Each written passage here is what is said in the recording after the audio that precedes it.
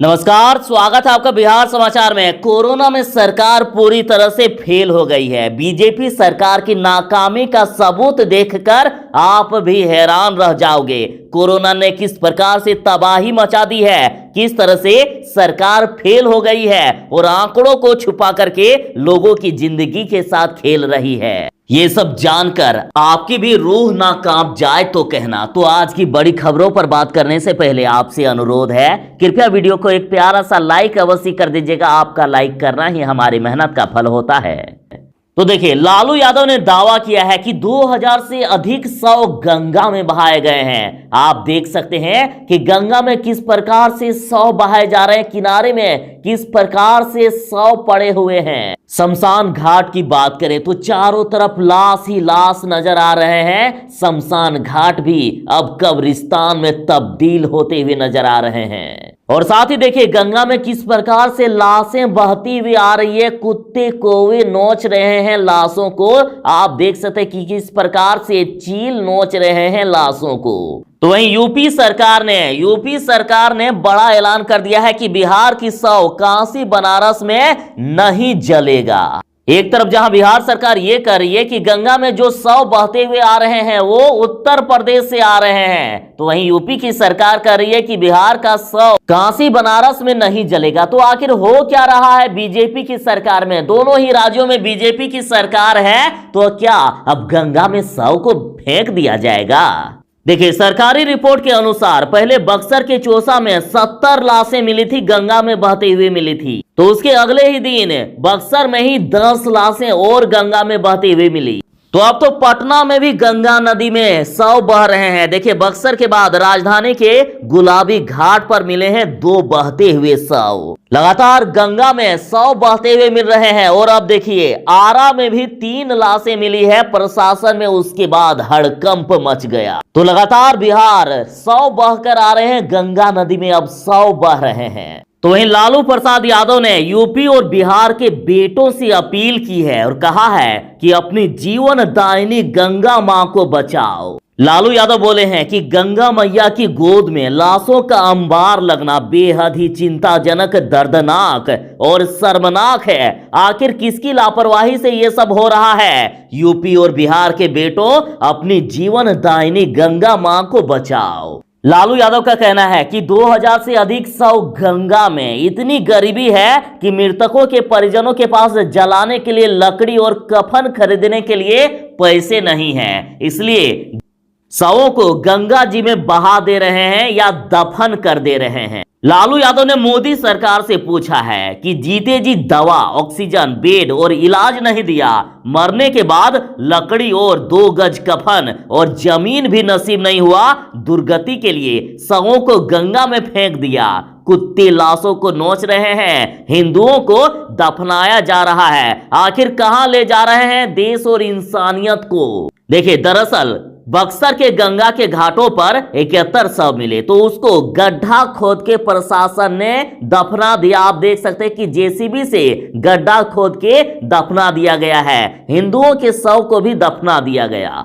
अब गंगा में बहती शवों से 2 राज्यों के बीच तकरार शुरू हो गया है, जहां बिहार सरकार ये कह रही है कि गंगा में जो लाशें बहकर आ रही है वो यूपी से आ रही है। तो इस बात से नाराज यूपी सरकार ने बिहार के शवों के यूपी में अंतिम संस्कार पर रोक लगा दी थी। तो इस बात से नाराज पप्पू यादव ने यूपी के सीएम योगी आदित्यनाथ पर निशाना साधा। पप्पू यादव बोले हैं कि यूपी सरकार कहती है कि बिहार का शव काशी बनारस में नहीं जलेगा। क्या ढोंगी योगी, शव जलाने में वन नेशन नहीं रहा, अब लाश का भी आधार कार्ड चाहिए? बेशर्म।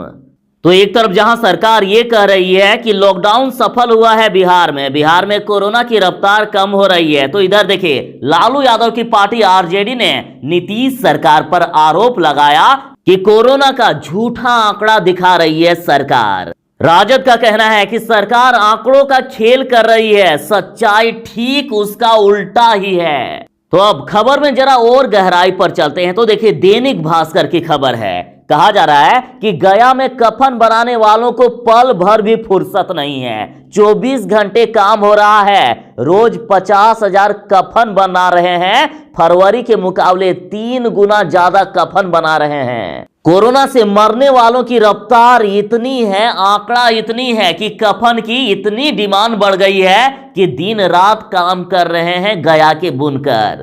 कोरोना की बेरहम बीमारी ने अब तक हजारों जानें ले ली है। गंगा में तैर रही लाशें इसकी क्रूरता की कहानी कह रही है। सरकार और प्रशासन मौतों के आंकड़ों को छिपाने में लगी है, लेकिन अब तो कफन भी इन मौतों की सच्चाई बताने में लगे हैं। बिहार के गया में चादर गमछे बनाने वाले बुनकर अब पूरी तरह से कफन तैयार करने में लग गए हैं। अपने सारे काम को छोड़ के कफन बनाने में लग गए हैं। उसके बावजूद मांग इतनी है कफन की कि कफन की डिमांड पूरी करने में परेशानी हो रही है। वजह है कि अचानक से इसकी डिमांड में काफी तेजी आ गई है। कोरोना से इतने लोग मर रहे हैं कि पूछिए मत। फरवरी मार्च महीने में यहां से हर रोज 15 से 20 हजार पीस कफन की सप्लाई होती थी, जो अब बढ़कर 40 से 50 हजार तक हो गई है। दैनिक भास्कर की रिपोर्ट के अनुसार गमछा चादर बनाने के लिए मशहूर भी अब दिन रात कफन की सप्लाई कर रहे हैं। और जब यहाँ के लोगों से बात किया जा रहा है तो ये कह रहे हैं कि इतनी डिमांड 45 साल की जिंदगी में कभी नहीं देखी है। देखिए, भास्कर ने पटवा टोरी में कफन कारोबारी द्वारिका प्रसाद से बात की, तो बातचीत के दौरान द्वारिका प्रसाद कुछ पल के लिए अचानक से दुखी भी नजर आते हैं और रुआसी अंदाज में बोल पड़ते हैं कि भाई, कोरोना ने तो हजारों हजार की संख्या में घरों को उजाड़ दिया है। अगर ऐसा नहीं होता तो इतने ऑर्डर नहीं आते, इतनी डिमांड अपने 45 साल की जिंदगी में कभी नहीं देखी है। हालात इतनी खराब है कि हाथ वाले कामगार भी हर रोज 3 से 5 हजार कफन बना रहे हैं। खबर में यहां तक कहा जा रहा है कि गंगा में शवों का बहाना सत्ता और प्रशासन की नाकामी है। देखिए, गंगा यात्री कह रहे हैं कि हिंदू धर्म में शव के जल प्रवाह का विधान नहीं है। जिन्हें शव डिस्पोज करने की जिम्मेदारी दी गई है, यह उनकी अमानवीयता है। यानी सीधा सीधी सरकार और प्रशासन की नाकामी है ये। देखिए, दैनिक भास्कर की रिपोर्ट के अनुसार कहा जा रहा है कि गंगा में शवों को फेंकना संवेदनहीनता की हद है।